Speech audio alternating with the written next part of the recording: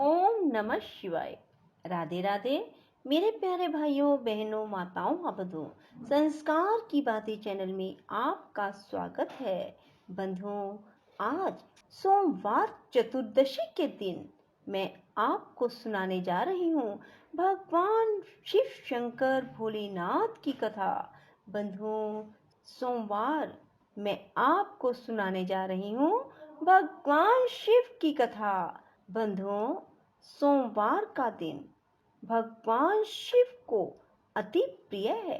बंधुओं, एकाग्र मन होकर ही भगवान शिव की इस कथा को सुनना और सुनने के बाद कमेंट बॉक्स में हर हर महादेव, हर हर महादेव, हर हर महादेव जरूर लिखना। बंधुओं, यदि आपने हमारे चैनल को अब तक सब्सक्राइब नहीं किया तो जरूर करें और बेल आइकन दबाना ना भूलें ताकि आपको हमारी आने वाली सभी वीडियोस की जानकारी सबसे पहले हो सके।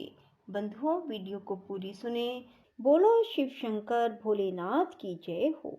भगवान शिव समुद्र के उस पार उत्तम समाधि लगाए योगासन पर विराजमान थे।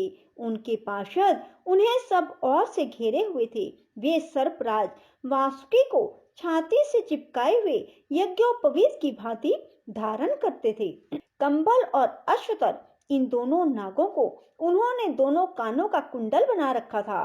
करकोटक और कुलिक से उत्तम कंकन का काम लेते हुए उन्हें अपने दोनों हाथों में धारण किया था। शंख और पद्म नामक नाग का भुजबंद धारण करके वे बड़ी शोभा पा रहे थे। पहनने योग्य वस्त्र के स्थान पर उन्होंने बाघ का चमड़ा लपेट रखा था। वे मस्तक पर भागीरथी गंगा और अर्धचंद्रयुक्त जटाजूट धारण किए बड़े बड़े ज्ञानी महात्माओं के साथ विराजमान थे। उनके श्री अंगों की कांति कपूर के समान गोर थी और कंठ में नील चिन्ह सुशोभित था। भगवान के पास ही उनके वाहन नंदिकेश्वर भी थे। ऐसी अद्भुत शोभा से युक्त सुरश्रेष्ठ शिव का समस्त देवताओं ने दर्शन किया। उस समय ब्रह्मा, विष्णु, ऋषि, देवता, दानवों ने वेदों और उपनिषदों के अनेक सूक्तों द्वारा भगवान शिव का स्तवन किया। ब्रह्मा जी बोले, कामदेव का अंत करने वाले श्री रुद्रदेव को नमस्कार है, जो प्रकाश स्वरूप होने के कारण भर्ग नाम धारण करते हैं। तीनों लोकों में जिनका सौभाग्य सबसे बढ़कर है, उन त्रिनेत्रधारी भगवान महेश्वर को नमस्कार है, जो संपूर्ण जगत के भरण पोषण करने वाले बंधु हैं। यह संपूर्ण विश्व जिनका स्वरूप है, उन भगवान त्र्यंबक को नमस्कार है। भगवान, आप समस्त लोकों के धारण पोषण करने वाले पिता, माता और ईश्वर हैं। आप ही जगत के स्वामी और रक्षक हैं। प्रभो, आप हमारा उद्धार करें। तब उत्तम योग से युक्त दयालु परमात्मा महेश्वर शंभु ने धीरे धीरे समाधि से विश्राम लिया और देवताओं से कहा, परम भाग्यवान ब्रह्मा आदि देवताओं, तुम लोग मेरे पास क्यों आए हो? इस समय यहाँ आने का कारण बतलाओ। उनके इस प्रकार पूछने पर ब्रह्मा जी ने देवताओं के महत्वपूर्ण कार्य का परिचय देते हुए कहा, भगवान, तारकासुर ने देवताओं को महान कष्ट पहुंचाया है। वह देवताओं का घोर शत्रु है। अतः हमारी प्रार्थना है कि आप पार्वती जी का पानी ग्रहण करें। गिरिराज हिमवान द्वारा दी हुई गिरिजा को आप पानी ग्रहण की विधि से अंगीकार करें। ब्रह्मा जी की यह बात सुनकर महादेव जी हंसते हुए बोले, जब मैं सर्व सुंदरी गिरिजा देवी का वर्ण कर लूंगा, तब समस्त सुरेश्वर ऋषि मुनि भी सकाम भाव से युक्त हो जाएंगे और निष्काम भाव से पूर्ण परमात्मा के पथ पर चलने में असमर्थ होंगे। अतः मैंने सबके पारमार्थिक कार्य की सिद्धि के लिए कामदेव को भस्म किया था।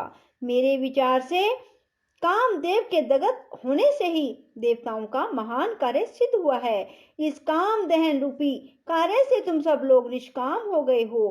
अब जैसा मैं हूँ वैसे ही तुम लोग भी हो गए।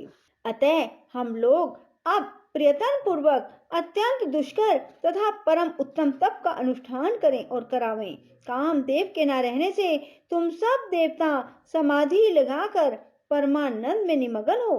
सदा सुखी रहोगे। काम तो नरक में ही ले जाने वाला है।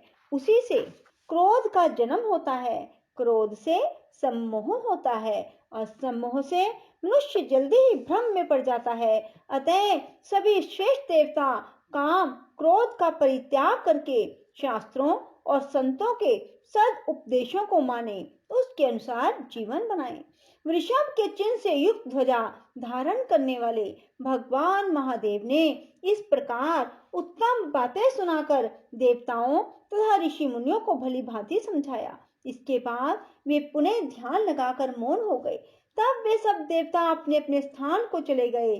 फिर शिव जी ने बुद्धि के द्वारा मन को आत्मा में एकाग्र करके अपने स्वरूप का इस प्रकार चिंतन किया, जो पर से भी अत्यंत परे, अपने आप में स्थित, मल आदि दोषों से रहित, विघ्न बाधाओं से शून्य, निरंजन तथा निराभास हैं, जिसके विषय में विवेकी विद्वान भी मोहित हो जाते हैं। जहाँ सूर्य, चंद्रमा, अग्नि अथवा नक्षत्र आदि दूसरे किसी ज्योति का प्रकाश नहीं, जहाँ वायु की भी गति कुंठित हो जाती है, जो विचार दृष्टि से भी केवल सद्वस्तु है, सूक्ष्म तथा सूक्ष्मतर वस्तुओं से भी परे है, जिसका कोई नाम या संकेत नहीं है, जो चिंतन का विषय नहीं है, जिसमें विकार का सर्वथा अभाव है, जो रोग और शोक से सर्वथा दूर है, विशुद्ध ज्ञान ही जिसका स्वरूप है, सर्व त्यागी सन्यासी जिसे प्राप्त होते हैं, जो शब्द या वाणी की पहुंच से परे हैं, निर्गुण और निर्विकार है, सत्ता मात्र ही जिसका स्वरूप है, जो ज्ञान गम्य होकर भी वास्तव में अगम्य है, वेदांत और आगम भी मूक होकर ही जिसका सर्वदा प्रतिपादन करते हैं, वही सबके ईश्वर पिनाकधारी भगवान वृषभध्वज परमात्म वस्तु हैं। उन्होंने ही कामदेव का नाश किया है। वे साक्षात परमेश्वर होकर भी तप का सेवन करते हैं। लोमशी कहते हैं, उधर पार्वती देवी बड़ी कठोर तपस्या में लगी हुई थी। उस तपस्या से भगवान शंकर को जीत लिया। देवी की तपस्या से हार मानकर भगवान शिव समाधि से विरत हो तुरंत उस स्थान पर गए जहां पार्वती जी विराजमान थी। वहां पहुंचकर उन्होंने देखा देवी गिरिजा सखियों से घिरी हुई है, वेदी पर बैठी हैं और चंद्रमा की कला के समान प्रकाशित हो रही हैं। महादेव जी ने उन्हें देखकर तत्काल ब्रह्मचारी का वेश धारण कर लिया और उसी स्वरूप से सखियों की मंडली में उपस्थित होकर पूछा, सखियों, यह सर्वांग सुंदरी कन्या अपनी सहेलियों के बीच में क्यों बैठी है? यह कौन है? किसकी पुत्री है? कहाँ से आई है? किस लिए तपस्या कर रही है? तब जया ने उत्तर दिया, ब्रह्मचारी जी, ये गिरिराज हिमफान की कन्या है और तपस्या द्वारा परमेश्वर रुद्र को पति रूप में प्राप्त करना चाहती है। जया की यह बात सुनकर वटुक रूपधारी शिव ठठा कर हंस पड़े और इस प्रकार बोले, सखियों, यह पार्वती भोली भाली है, इसे अपने हित और अहित का कुछ भी ज्ञान नहीं है। भला रुद्र की प्राप्ति के लिए तपस्या करने की क्या आवश्यकता है? अरे, रुद्र तो अमंगल रूप है, हाथ में कपाल धारण करते हैं, मरघट का निवास ही उन्हें अधिक प्रिय है।